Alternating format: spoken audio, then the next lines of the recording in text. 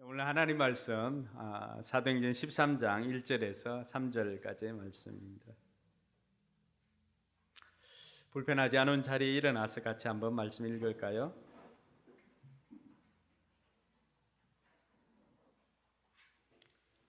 같이 읽습니다. 안디옥 교회에 예언자들과 교사들이 있었는데 그들은 바나바와 느게르라고 하는 시므온과 구레네 사람 루기오와 분봉왕 헤롯과 더불어 어릴 때부터 함께 자란 마나엔과 사울이다. 그들이 주님께 예배하며 금식하고 있을 때 성령이 그들에게 말씀하셨다. 너희는 나를 위해서 바나바와 사울을 따로 세우라. 내가 그들에게 맡기려 하는 일이 있다. 그래서 그들은 금식하고 기도한 뒤에 두 사람에게 안수를 하며 떠나 보냈다. 아멘. 네, 한 5분에게 손잡아주면서 복을 빌어줍시다. 오늘도 말씀 통해 하늘 복 많이 받으세요. 말씀 통해 하늘 복 많이 받으세요.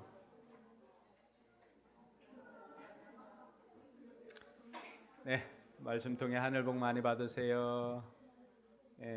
스파이더맨도 하늘 복 많이 받으세요.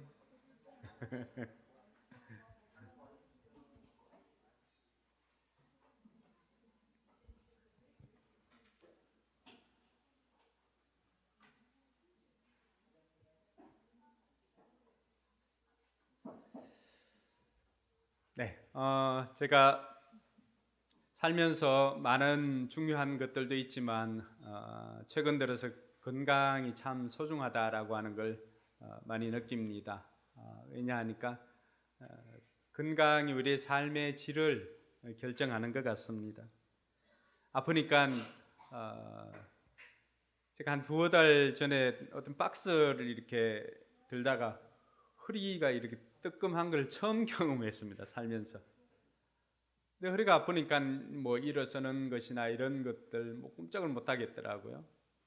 그래서 한의원에 가서 침도 맞고 이렇게 하다가 또 이 팔꿈치에 테니스 엘보가 와가지고 팔꿈치 또 허리 이렇게 아프니까 좋아하는 운동도 할 수가 없고, 그러니까 뭘 하고자 해도 의욕도 생기지 않고, 저만 그런 게 아니라 제 옆에 있는 집사람도 무릎 연골 수술을 해가지고 바늘상 연골판 찢어서 수술을 해가지고 이 발 딛고 걷지를 못하니까 목발을 짚고 이렇게 4층을 오르락 내리락 하고, 또 수술 끝나고 이제 1달, 2달여 되었는데 발을 디딜 수가 있었을 때 이제 발은 디디는데 이 무릎이 회복이 안 되니까 계속해서 쩔룩거리고 걷고, 그와 동시에 또 어깨에 회전근염 또 석회와 오십견 뭐 올 수 있는 것들은 또 다 찾아왔더라고요. 초청도 안 해도.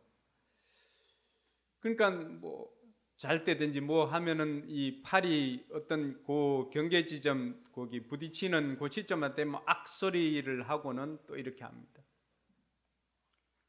그래서 침대에 오르락 내리락 하는 이 딛고 또 침대에 올라가야 되는데 뭐 침대가 그렇게 높으냐라고 하겠지만 하여튼 그 정도도 이렇게 딛고 못 올라갈 정도로 그렇게 했습니다. 그래서 좀 쉽게 가라고 침대를 이렇게 띄워가지고 옆에서도 올라갈 수 있도록 해놨는데 또 그저께는 자다가 또 그대로 굴러 떨어져가지고 그 사이에 또 그대로 굴러 떨어지고, 운동신경이 이제 많이 둔해졌으니까 뭐 벽을 짚고 버틴다거나 이게 안 되니까 그대로 굴러가지고 그 사이에 또 떨어지기도 하고, 그러니까 이런 걸 경험해 보면서 야, 이 건강이 우리의 삶의 질을 결정하구나. 건강하지 않으니까 뭘 하고 싶어도 할 수가 없는 거, 의욕이 생기지 않으니까. 근데 돌아보니까 우리의 몸뿐만이 아니라 교회도 그렇다라고 하는 것을 알게 되었습니다. 교회도 건강이 중요합니다. 교회가 건강해야 성도가 행복합니다.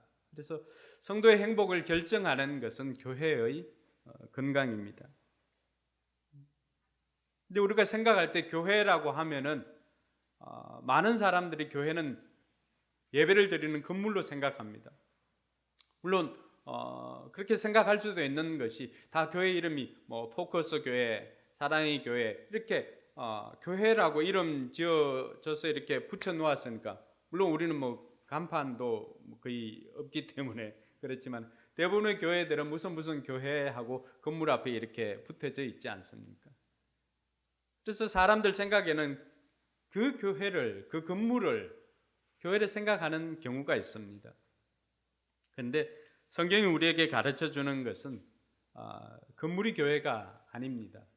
건물은 예배를 드리는 공간입니다. 그래서 예전에는 보면은 예전 그 대리석이나 이렇게 비석에 보면은 무슨 예배당 이렇게 붙여놓은 것들이 있습니다. 그게 맞습니다. 여러분 가정이라고 했을 때 여러분 사는 집이 가정이 아니잖아요. 가족 구성원들이 이루고 있는 것이 가정이듯이 교회도 마찬가지입니다. 교회도 우리가 예배드리는 이 집이 예배당이지 교회는 아닙니다. 성경이 우리에게 가르쳐주는 교회는 예수 그리스도를 구주로 고백한 사람들이 모이는 모임을 교회라고 합니다.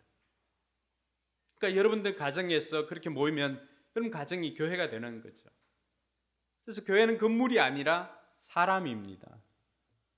그러니까 이 교회도 건강한 것이 너무 중요합니다. 왜냐하면 교회가 건강해야 성도가 행복하기 때문입니다. 그래서 바울은 고린도전서 12장 12절에 보면은 이 교회를 그리스도의 몸에 비유를 했습니다. 우리하고 비슷하지요? 그것은 교회의 본질적인 기능이 몸과 닮았기 때문에 몸의 기능과 닮았기 때문에 교회를 그리스도의 몸에 비유를 했습니다. 그래서 교회를 서로 연결된 유기체로 보았던 것입니다. 그러니까 유기체로서의 교회를 보면은 이해가 되는 것이 한 사람의 아픔은 그 한 사람의 아픔으로만 끝나는 것이 아니라 공동체의 아픔이 됩니다. 몸이 그렇지 않습니까? 제가 팔꿈치 이렇게 아파 보고 허리 아파 보니까 이 팔꿈치 아픈 게 이 팔꿈치 아픈 것으로 그치는 게 아니라 온몸이 아프더라고요. 여러분 손톱 밑에 그 가시가 끼어도 가시가 찔려도 어떻습니까? 그 손톱 밑에 찔린 가시지만은 손톱만 아픕니까? 그것으로 인해서 우리 온몸이 아픕니다. 왜 그럴까요? 우리 몸이요 유기체로서 다 서로 연결되어져 있기 때문에 그렇습니다. 교회가 그렇습니다. 한 사람이 우리 오늘 간증했던 함정 목자님이 힘들어하고 아플 때 본인은 혼자만 아픈 것 같지만은 그렇지 않습니다. 그를 보고 있는 모든 사람이 아픕니다. 힘듭니다. 왜 그럴까요? 교회는 유기체이기 때문에 그렇습니다. 교회는 그리스도의 몸이기 때문에 그렇습니다. 또 어떤 날은 이렇게 회복되면 어떻습니까? 한 사람의 기쁨일까요? 함정 집사님이 회복되어지는 것이 조선옥 집사님만의 기쁨일까요? 그렇지 않습니다. 모처럼 나온 우리 박준웅 성도님도 한 목자님 여기 와서 간증하니까 한박 웃음을 짓고 이렇게 좋아라 합니다. 왜 그럴까요? 공동체이기 때문에 그렇습니다. 우리가 서로 연결되어져 있는 거죠. 이렇게 비록 떨어져 있는 것 같지만 우리는 교회는 유기체로서 이렇게 서로 연결되어져 있는 것을 보게 됩니다. 그래서 이 교회를 통해서 우리가 뭘 해야 되는가? 교회는 그리스도의 몸이라고 했잖아요. 그런데 그리스도는 보이질 않습니다. 예수님 보이지 않잖아요. 십자가에 달리시고 죽으시고 장사되었다가 40일 동안 3일 만에 부활해서 40일 동안 제자들과 함께 있다 하늘로 올라가셨습니다. 그리스도가 보이지 않습니다. 교회는 뭘 해야 돼요? 이 땅에서 보이지 않는 그리스도를 우리의 몸으로 우리의 삶으로 그 그리스도의 몸을 이 땅에 보여주는 것이 교회입니다. 사람들이 예수를 보여달라고 하나님을 보여달라고 합니다. 그럴 때 봐라 라고 하고 보여줄 수 있는 것이 교회입니다. 그래서 교회를 보면 사람들은 교회를 보고 예수를 볼 수가 있어야 되고 교회를 보고 하나님을 볼 수가 있어야 됩니다.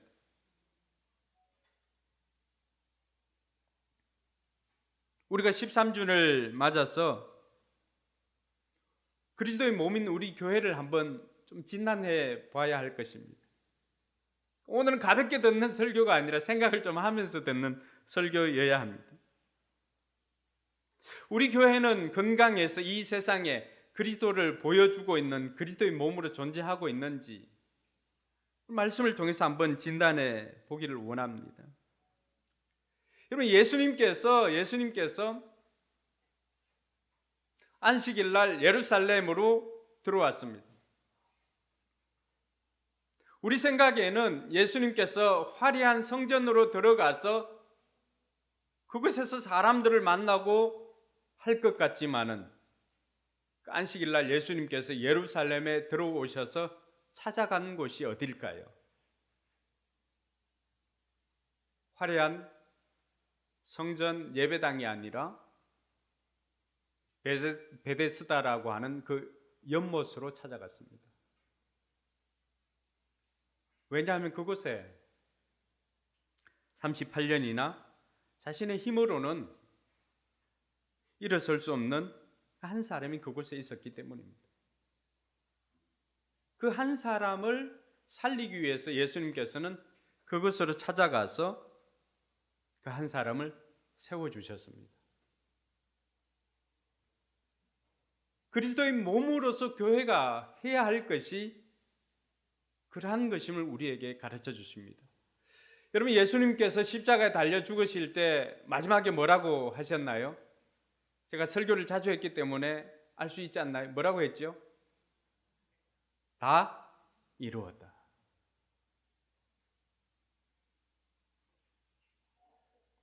예수님께서 구원의 길을 완성했기 때문에 그곳에서 다 이루었다라고 할 수도 있습니다. 근데 아직도 예수님에 대한 소문은 땅끝까지 퍼지지 않고 그 유대 지역의 국지적인 부분에만 예수님이 알려져 있습니다. 그런데 어떻게 다 이루었다고 할 수가 있을까? 예수님께서 다 이루었다라고 할 수 있었던 그 비결이 교회입니다. 11명의 제자, 12명의 제자를 통하여서 예수님께서 그들을 남겨두신 것입니다. 남겨두신 그 제자들이 뭐였어요? 교회였습니다. 예수님께서는 자신은 땅끝까지 가서 다 복음화를 하지 못했지만 남겨준 그 11명, 12명, 마태아까지 해서 12명을 통하여서 예수님께서 보았던 것은 예수님의 꿈은 그 제자들을 통해서 세워지는 교회들이었습니다. 할렐루야. 이 놀라운 소식을 세상 끝까지 전파할 것을 기대하고 그것을 믿었던 것입니다. 그래서 예수님께는 교회가 유일한 세상의 대안이었습니다. 잃어버린 사람들을 하나님 앞에 세울 수 있는 유일한 대안이 바로 교회였다라고 하는 것입니다. 그래서 교회는 예수님의 꿈이라고 할 수가 있습니다. 근데 안타까운 것은 그리스도를 보여주어야 할 교회가 요즘 많이 아픈 것 같습니다. 예수님을 보여주어야 하는데 오히려 예수님을 가리는 경우가 들려지는 뉴스나 이런 것들을 통해서 많이 보게 됩니다. 이것은 지금뿐만이 아니라 오래전에도 인도의 간디가 그런 이야기를 합니다. 간디가 영국 유학 시절에 성경을 읽고 교회를 가고 싶은 마음이 생겼습니다.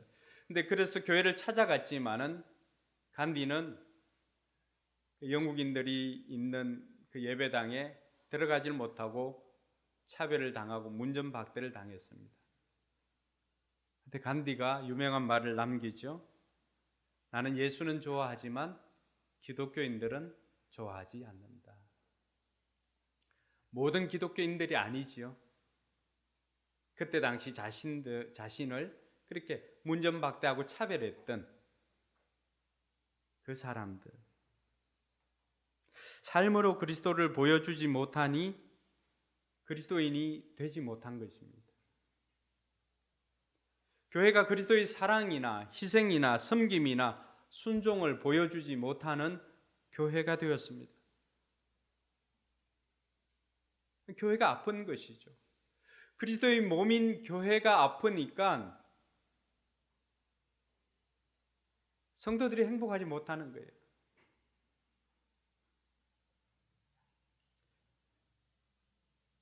여러분, 키에르케고르라고 하는 실존 철학자가 그런 이야기를 했습니다.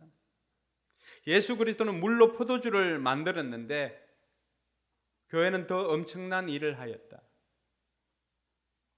그 포도주를 다시 물로 만들어 버렸다라고 이야기를 합니다. 우리가 정말 곰곰이 생각해 보아야 할 문제가 아닙니까? 세상으로부터 손가락질 당하고 있는 지금의 현실적인 교회. 근데 우리는 이 시점에서 세상이나 어둠을 탓하기보다는 어둠에 빛나는 촛불 하나를 들 수 있는 교회가 되기를 바랍니다. 원형의 교회의 모습을 찾아서 그 교회를 이 시대에 그대로 회복하고 세워져 가는 것, 그것이 하나님께서 우리에게 주신 비전이고 꿈인 것입니다. 그래서 우리가 추구하고자 하는 것이 바로 신약교회에 나왔던 그 원형교회의 회복입니다. 우리가 왜 성경대로의 원칙을 붙잡고 있습니까? 전통이 아니라 성경을 붙잡는 이유가 무엇입니까? 그것이 바로 신약 성경에 나와 있는 그 교회의 원형의 모습을 회복하는 것이 우리의 비전이 되어야 되기 때문입니다. 그래서 우리가 찾은 비전이 아니라 하나님께서 우리에게 주시는 비전인 것을 믿어야 할 것입니다. 다행히 성경에는 세상 사람들에게 그리스도의 몸을 보여준 교회가 있습니다. 그 교회를 우리가 닮고 싶고 벤처마킹하고 싶은 것입니다. 많은 사람들이 그 교회라고 하면 처음 시작되었던 예루살렘 교회라고 생각하지만 예루살렘 교회는 너무나 급박하게 모이고 순식간에 메가처치가 되었습니다. 그 교회가 아니라 그 교회를 통해서 복음을 받았던 사람들이 세웠던 바로 안디옥 교회입니다. 그래서 우리 포커스 교회가 세우고 싶은 신약 교회는 우리의 모델은 안디옥 교회입니다. 안디옥 교회는 어떻길래 그것들은 그리스도의 몸을 보여주었는가? 사도행전 11장 26절에 보니까 제자들은 안디옥에서 처음으로 같이 한번 읽어볼까요? 그를 만나 안디옥으로 데려왔다. 두 사람은 1년 동안 줄곧 거기에 머물면서 교회에서 모임을 가지고 많은 사람을 가르쳤다. 제자들은 안디옥에서 처음으로 그리스도인이라고 불리었다. 개역 개정에 보면 비로소 그리스도인이라고 불리었다. 뭐예요? 교회가 그들의 삶을 통해서 안디옥 성도들이 1년 동안이나 가르침을 받고 비로소 그들이 성경에서 말하는 어떻게 살아야 된다라고 하는 것을 깨닫고 삶으로 살아내니까 그곳에서 그들이 무슨 이야기를 들었던 거예요? 아, 저 사람들은 그리스도인이다. 뭐예요? 삶으로 그리스도를 보여주는 그리스도의 몸으로서의 교회의 역할을 감당했던 것입니다. 할렐루야. 그래서 이들이 우리의 롤모델이 될 수가 있는 것입니다. 그들은 하나님께로부터도 인정받았지만 세상으로부터도 교회라고 그리스도의 몸이라고 인정받은 교회였던 것입니다. 그럼 이 안디옥 교회가 어떻게 세워졌는가? 이 안디옥 교회는 처음 예루살렘 교회의 박해로부터 생겨나게 되었습니다. 사도행전 11장에 보면은 이 안디옥 교회가 어떻게 생겨났는지 그 과정을 아주 담백하게 이렇게 기록하고 있는데 19절을 보니까 이렇게 되어 있습니다. 스데반에 가해진 박해 때문에 흩어진 사람들이 페니키아와 키프로스와 어디까지 가서 안디옥까지 가서 유대 사람들에게만 말씀을 전하였다. 여러분, 스데반의 일로 예루살렘에 박해가 있었습니다. 예수님께서 떠나시기 전에 예루살렘과 온 유대와 사마리아와 땅끝까지 이르러 내 증인이 되라고 했지만 복음은 여전히 예루살렘에만 머물러 있었습니다. 그 복음이 어떻게 해서 흩어지게 되었을까? 스데반이 설교를 했을 때 유대인들이 돌을 들고 득달같이 달려들어서 이 스데반을 죽여버립니다. 그 일로 인해서 예루살렘 교회는 엄청난 박해가 일어나게 됩니다. 그 박해로 인해서 처음 세워졌던 사도들만이 남아있고 나머지 사람들은 다 뿔뿔이 흩어지게 되었습니다. 어떤 사람은 페니키아로, 어떤 사람은 터키의 키프로스로, 어떤 사람은 안디오까지 갔어. 아직까지도 그 사람들은 유대 사람들에게만 복음을 전했습니다. 왜냐하면 유대인의 그러한 복음으로 알았기 때문입니다. 여러분, 그때 고난받고 흩어졌던 그 성도들 생각에는 어떤 생각이 들었을까요? 그 고난이 이해가 되었을까요? 내가 예수 그리스도를 믿고 예수의 사람으로 살아가는데 왜 내게 이런 어려움이라고 생각하지 않았을까요? 하나님만 믿으면 잘 되어야 되는데 왜 이런 어려움이라고 생각하지 않았을까요? 하나님의 계획은 달랐습니다.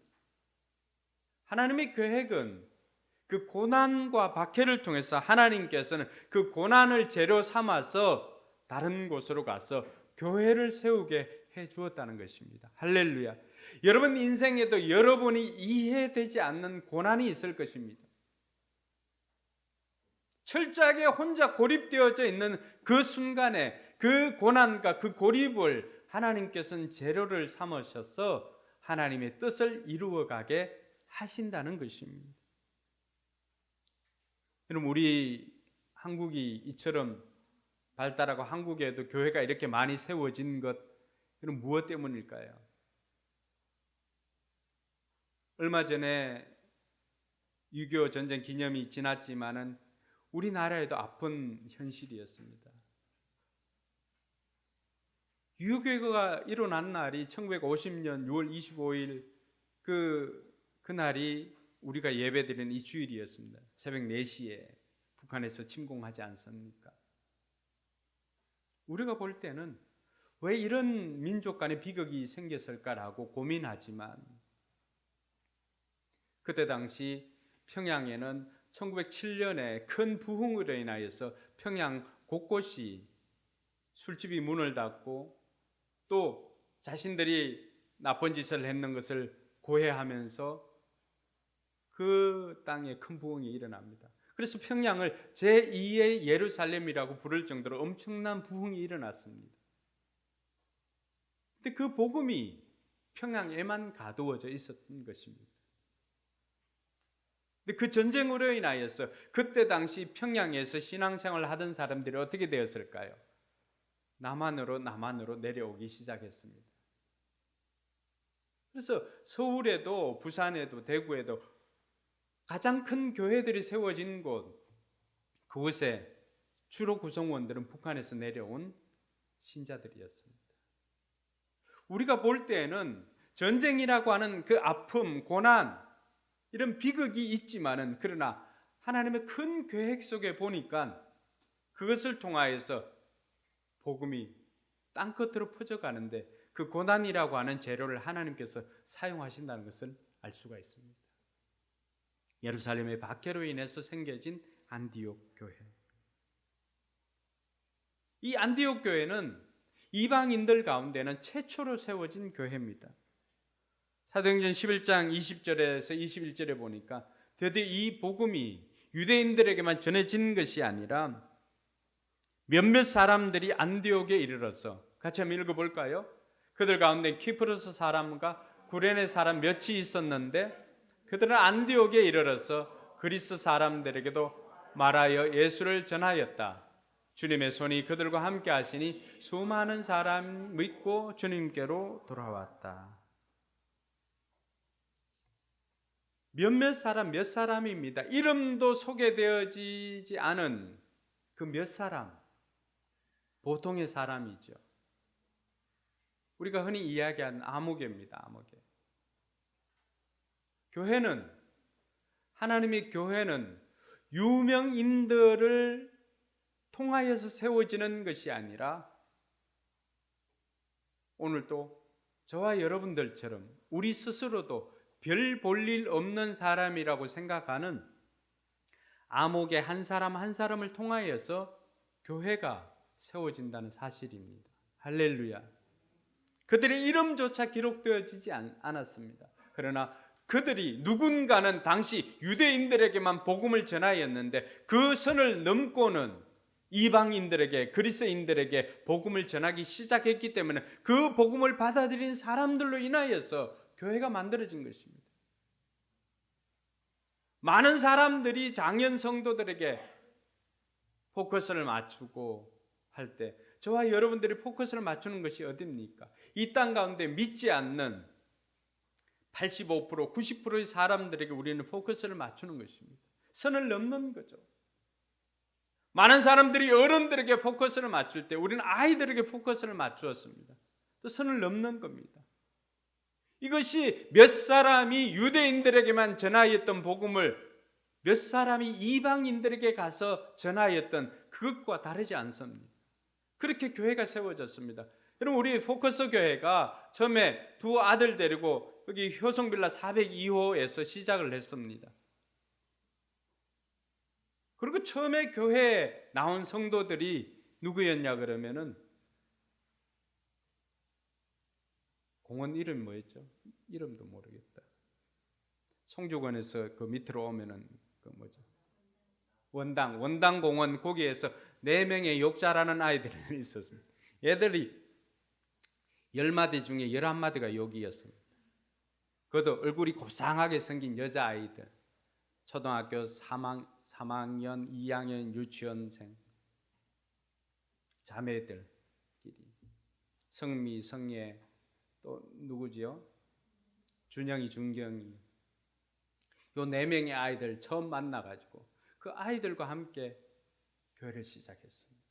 선을 넘는 거죠. 다 장년들에게 포커스를 맞추고 교회라고 하면은 어른들 데리고 교회를 해야 된다라고 생각하고 있을 때 하나님께서 선을 넘어서 이방인들에게 복음을 전하게 했던 것처럼 그 아이들에게 복음을 전하게 하여서 그 아이들과 함께 교회가 시작이 되었습니다. 그리고 여름 성경학교를 준비하면서 정훈이도 나오고 그 지역에 있는 아이들을 데려오기 시작했던 거죠. 그게 포커스 교회입니다. 안디옥 교회가 그렇게 생겨난 것처럼 우리 포커스 교회도 그렇게 생겨났습니다. 많은 사람들이 묻습니다. 교회가 이렇게 많은데 또 교회를 개척하냐고. 여러분, 모든 교회는 시작은 개척교회였습니다. 동의하십니까?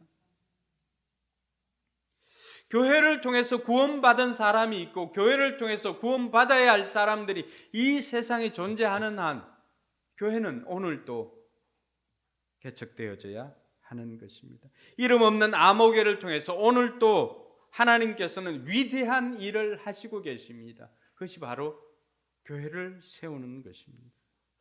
하나님께서 말씀하신 그 꿈을 가지고 교회를 세울 사람을 하나님께서는 지금도 찾고 계십니다. 그렇게 해서 이방인 최초로 세워진 교회가 안디옥 교회입니다. 사랑하는 성도 여러분, 우리 교회는 이 강서구에 세워질 때 451번째인가 그렇게 되었는데 451번째 교회가 되는 것이 소원이 아니었습니다. 강서교구협의회 사무총장님 와서 목사님 교회가 451번째 교회인 것 같습니다 라고 했지만은 그때 제가 이야기한 것은 목사님, 저는 451번째 교회가 아니라 하나님의 소원을 이루는 그 첫 번째 교회가 되고 싶습니다라고 하는 고백을 하였던 적이 있습니다. 우리 교회는 수많은 교회들이 존재하지만 여전히 이 땅에서 건강한 그리스도의 몸으로서 교회를 보여줄 수 있는 하나님의 소원을 이루는 그 첫 번째가 교회가 되기를 끊임없이 우리가 소원해야 할 것입니다. 할렐루야. 그리고 이 예루살렘 교회는 안디옥 교회는 예루살렘에서 파송한 바나바를 통하여서 교육을 받으면서 세워졌습니다. 그저 세워진 교회는 없습니다. 이 안디옥 교회도 여러분 흩어졌던 그 성도들은 어떤 사람들이었습니까? 예루살렘에서 훈련받은 성도들이었습니다. 바나바는 어떤 사람이었습니까? 예루살렘에서 훈련받은 지도자였습니다. 그 훈련받은 지도자를 통하여서 훈련받은 성도들이 가서 복음을 전하고 하나님께서 그들 가운데 역사하니까 믿는 사람들의 수가 많아지니까 그것으로 교회가 생겨지게 된 것입니다. 우리 교회도 마찬가지입니다. 하나님께서 우리 포커스 교회를 세우기 위해서 저를 얼마나 이렇게 훈련시켜 주신 줄 모릅니다. 그 모든 것들이 무엇을 위한 것이었을까요? 우리 포커스 교회라고 하는 이 그림을 그리기 위한 하나님의 계획이었다라고 하는 것을 알 수가 있습니다. 저는 교회를 다니기 전에 부자가 되는 꿈이 있었습니다. 근데 그 꿈을 이루기 위해서 중학교 선생님이 중국집 하면 돈을 많이 번다고 해서 중1 때 꿈이 중국집 하는 것이었습니다. 알고 보니까 화교들이 하는 중국집이었습니다. 그들이 현금이 들어가면 나가지를 않잖아요. 그렇게 하다가 제가 대학교 때 집사람을 만나서 제 꿈이 바뀌었습니다. 돈 많은 것이 아니라 사람을 세워야 되겠다 라고 하는 그 꿈을 가지게 되었습니다. 그리고는 그 꿈을 위해서 하나님께서 저를 훈련시켜 가시는 것을 경험하며 저는 이전에는 치과 기공소를 운영을 했습니다. 병원 치과에서도 근무하기도 했고요. 따로 치과 기공소를 운영하면서 치아를 만드는 일을 했습니다. 하나님께서 어느 날 라이언 일병 구하기 그 영화를 보게 하시고는 그리고는 제 꿈을 하나님께서 부탁하신 사람을 세우는 것으로 바뀌어졌습니다. 거기서 봤던 한 장면, 맷 데이먼이 이제 라이언이었거든요. 톰 행크스가 죽어가면서 그런 이야기를 합니다. 우리의 죽음이 헛되지 않도록 최선을 다해서 살아달라는 그 부탁 한마디, 그것이 저를 목회의 길로 인도했습니다. 저는 그 장면을 보면서 예수님께서 죽어가면서 내 죽음이 헛되지 않도록 최선을 다해서 살아달라는 그 부탁을 하는 것으로 받아들였습니다. 전쟁 영화였거든요. 눈물을 흘리면서 그 전쟁 영화를 보면서 하나님, 제가 하나님께서 부탁하신 그 일을 이 땅 가운데서 이루어가겠습니다. 보니까 가장 그 일을 효과적으로 할 수 있는 것이 무엇일까 생각해 보니까 목회였습니다. 저는 그 이전엔 교수가 되고 싶은 마음이 있어서 교수가 되기 위해서도 시도도 하고 그런 길도 열렸습니다. 결국 하나님께서 저를 통해서 원하는 것은 교회였습니다. 그리고는 저를 훈련시켜 주시고는 포커스 교회를 세우게 하였던 것입니다. 하나님께서 이 안디옥 교회를 세우는 것과 마찬가지로 우리 포커스 교회도 세워가시는 것을 경험하게 됩니다. 그리고는 오늘 우리가 처음에 읽었던 그 그리스도인이라고 칭함을 받았던 것도 바울이 바나바가 사울을 찾아와서 1년 동안이나 그 안디옥에 머물면서 가르침을 통하여서 그들이 그리스도인으로 세워졌던 것입니다. 교회는 그저 세워지지 않습니다. 이런 훈련과 교육을 통해서 교회가 세워집니다. 그래서 우리는 그 훈련을 통해서 삶 공부도 하고 목장도 하고 현장을 가지고 있습니다. 이론만이 아니라 현장을 가지고 현장 중심의 그런 신앙을 하고 있는 것이죠. 그것이 우리 포커스 교회입니다. 이론은 안디옥 교회, 성경에서는 안디옥 교회가 있고 그 이론을 현장에서 살아내는 것이 우리 포커스 교회가 되어지는 것입니다. 이렇게 안디옥 교회를 세워가신 하나님께서 우리 포커스 교회를 세워가고 있음을 믿으시기 바랍니다. 그럼 우리가 이 땅에서 어떻게 그런 교회를 세워갈 수 있을까? 첫 번째는 우리는 사람을 세우는 교회가 되어야 합니다. 오늘 1절 말씀해 보니까 주 믿는 사람들이 많이 일어나서 그 가운데 안디옥 교회에 세워진 지도자들을 소개하고 있습니다. 바나바와 니게르라고 하는 시몬과 구레네 사람 루기오와 분봉왕 헤롯과 더불어 어릴 때부터 함께 자란 마나엔과 사울이다. 사람이 있습니다. 지도자들입니다. 안디옥에 수많은 믿는 사람들이 생겼지만 그 사람들 가운데 하나님께서는 특별히 지도자를 세워서 그들을 통하여서 사람을 양육하게 하였다는 것입니다. 교회에서 모임을 가지고 많은 사람을 1년 동안에나 가르치고 그렇게 하니까 이 사람들이 나가서 그리스도인이라고 하는 그러한 칭호를 들었던 것입니다. 예수님께서 이 땅을 떠나실 때 제자들에게 부탁하신 그 말씀 그대로를 담고 있습니다. 그 말씀이 어디에 있습니까? 마태복음 28장 19절과 20절에 보면 그러므로 너희는 가서 같이 한번 읽어볼까요? 모든 민족을 제자로 삼아서 아버지와 아들과 성령의 이름으로 세례를 주고 내가 너에게 명령한 모든 것을 그들에게 가르쳐 지키게 하여라. 여러분 이 말씀 안디옥 교회가 했던 것이 무엇입니까? 모든 민족을 제자로 삼는 것을 했습니다. 그리고는 바나바와 사울이 가르쳐 지키게 하고는 사람을 세웠던 것입니다. 모든 민족이 하나님을 알고 하나님을 만나 하나님의 사랑을 경험하고 인생이 변화되어서 다른 사람들을 세우고 그들 속한 사회와 문화를 바꾸어가고 있는 것을 볼 수가 있습니다. 그리고 우리 교회가 하고자 하는 일도 우리 교회가 해야 하는 일도 바로 이것입니다. 사람을 세우는 교회, 지도자를 세우는 교회. 저는 우리 학원이나 교회에 오는 아이들을 보면서 우리가 직접 세상을 바꾸지 못하더라도 우리가 가르치는 이 아이들에게 바른 인성과 바른 실력으로 뛰어난 실력을 이 아이들에게 무장시켜 주었을 때 이들이 나가서 이들이 속한 세상을 바꾸게 될 것이라고 하는 그런 비전을 가지고 있습니다. 그래서 우리에게 맡겨진 이 아이들은 하나님께서 우리에게 맡겨준 선물이고 하나님께서 이 세상을 변화시키도록 우리에게 맡겨준 하나님의 선물인 줄 알고 믿으시기 바랍니다. 그러니까 모든 성도들이 우리 아이들 한 사람 한 사람을 제대로 키우는데 포커스를 맞춰야 됩니다. 이들을 이 땅을 세워가는 리더로 세워가는 것이 우리에게 주어진 과제입니다.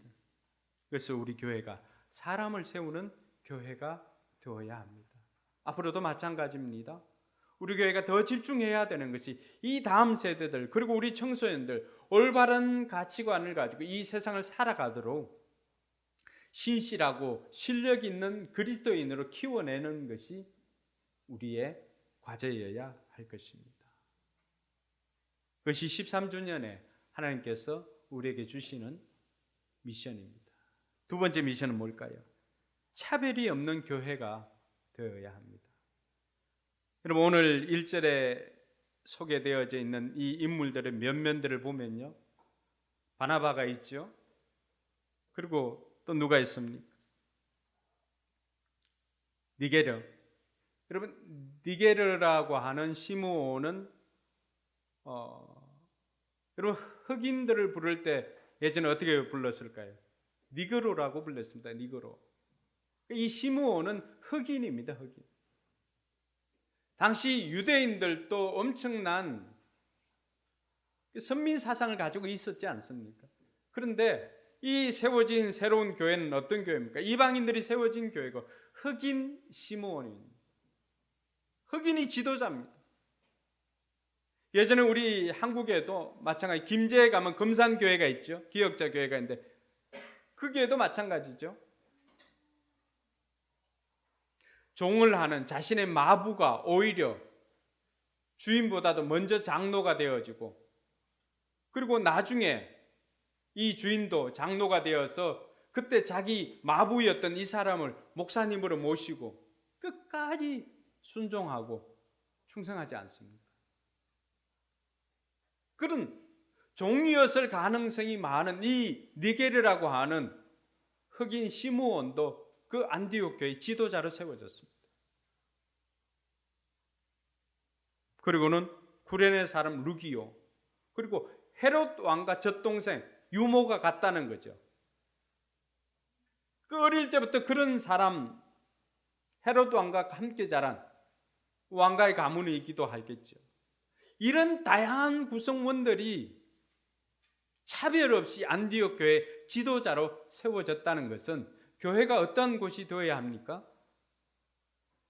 많이 배우고 많이 가진 그런 사람들에 의해서 교회가 이끌어져 가는 것이 아니라 교회는 다양한 사람들, 어느 누구라도 차별 없는 사람들이 모여서 그곳에서 지도자들이 만들어지고 그 사람들을 통해서 차별 없이 교회를 세워가라고 하는 것입니다. 그것이 바로 하나님께서 다양한 사람들을 통해서 다양한 사람들을 구원하기 위한 하나님의 계획이 그 속에 포함되어져 있다는 것입니다.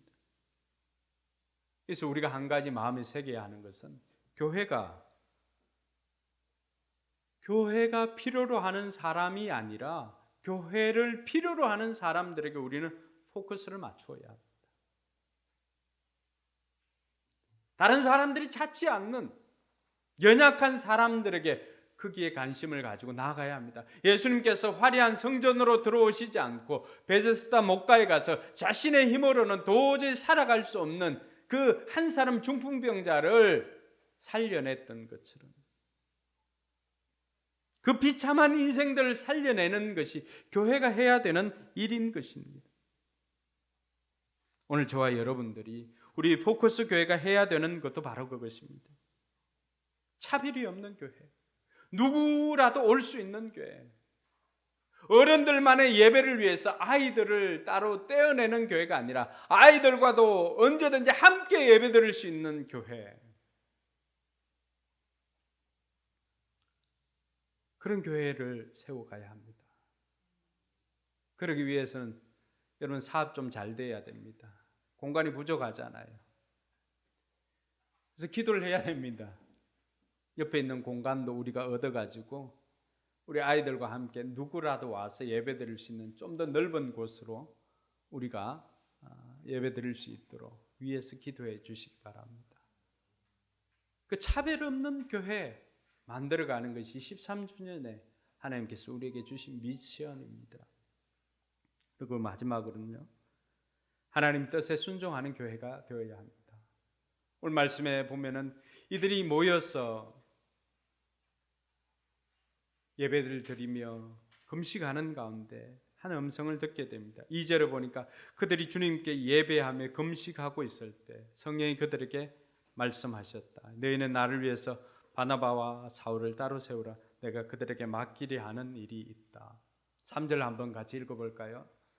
그래서 그들은 금식하고 기도한 뒤에 안수를 하여. 여러분, 이 안디옥 교회는 지도자들이 세워져 있었지만은 그 사람들에 의해서 움직이는 교회가 아니라 성령 하나님에 의해서 움직이는 교회였습니다. 이들이 예배를 드릴 때 하나님의 음성을 듣게 됩니다. 성령이 그들 마음에 감동을 주시고 하나님의 일을 위해서 사람을 따로 2명을 세우라고 했을 때 이들이 그곳에서 자신들을 가르쳤던 바나바와 사울을 따로 세우고 또 그 사람을 위해서 기도하고는 이들을 위해서 기도하고는 그 사람들을 파송합니다.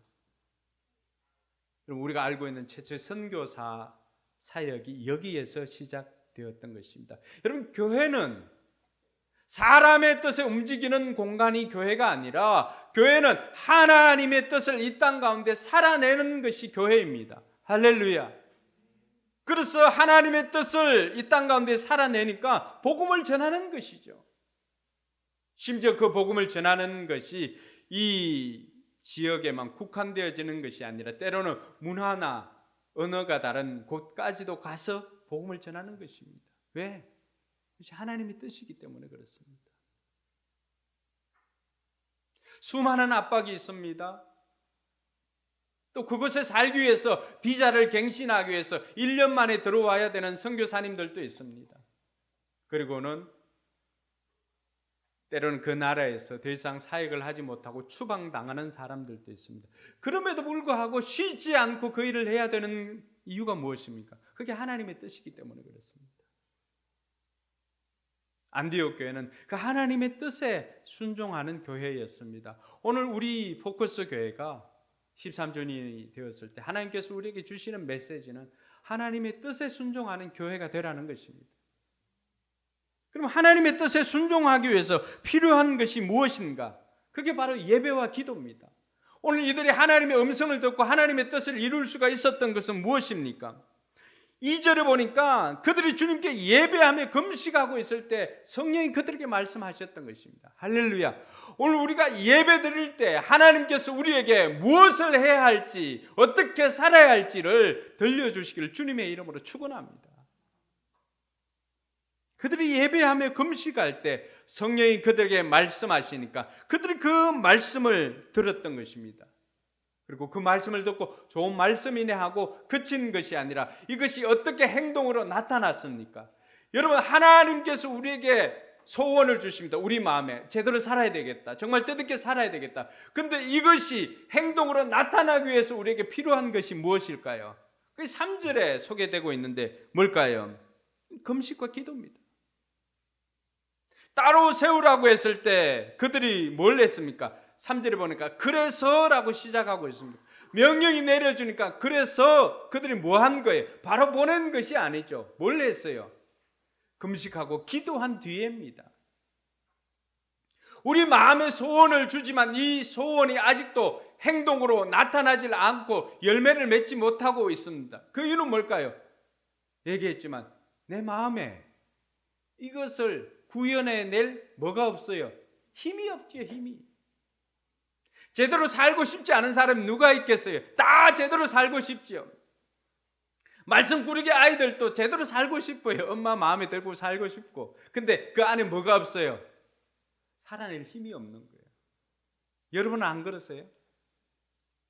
근데 그 살아낼 힘을 얻는 통로가 뭡니까? 성경이 오늘 우리에게 가르쳐 주는 것이 있습니다. 그것이 기도라고 하는 것입니다.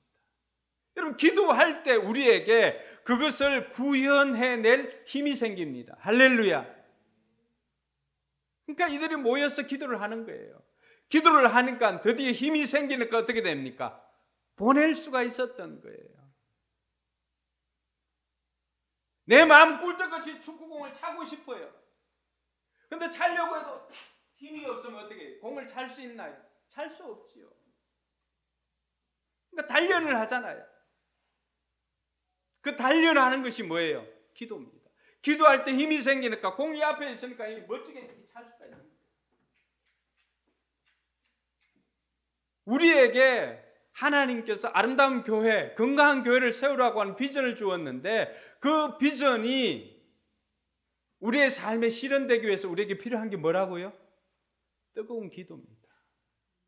지금까지 우리가 그렇게 살지 못하겠다고 한다면 이제는 기도로 이 부흥을 삶으로 살아내는 우리 포커스 교회가 되기를 주님의 이름으로 축원합니다. 이것이 13주년에 하나님께서 저를 통해서 우리에게 주시는 메시지입니다. 사람을 세우는 교회가 되자, 차별 없는 교회를 만들자, 누구라도 올 수 있는, 그리고 뜨거운 기도와 하나님의 임재가 있는 예배를 통해서 하나님의 뜻에 순종하는 교회가 되자. 이것이 13주년을 맞는 하나님께서 우리에게 주신 미션인 것입니다. 사랑하는 성도 여러분, 아무리 약한 성도라고 할지라도 그 약한 성도가 무릎을 꿇을 때 마귀는 벌벌 떨고 두려워합니다.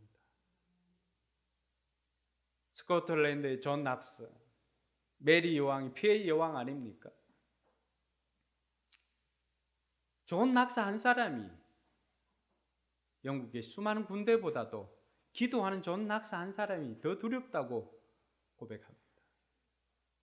오늘 저와 여러분들이 기도할 때 하나님께서 우리를 통해서 건강한 교회를 세워주시고 그 건강한 교회에서 그리스도의 몸을 보여주는 저와 여러분들이 그곳에서 진정한 행복을 누리게 될 것입니다. 우리가 이 13주년을 맞이해서 다시 한번 마음에 새기면서 하나님, 제가 하나님의 꿈인 그 교회를 세우는데 쓰임받기를 사모합니다. 하나님, 나를 사용하여 주시옵소서. 하나님의 위대한 일에 동참하게 하여 주시옵소서.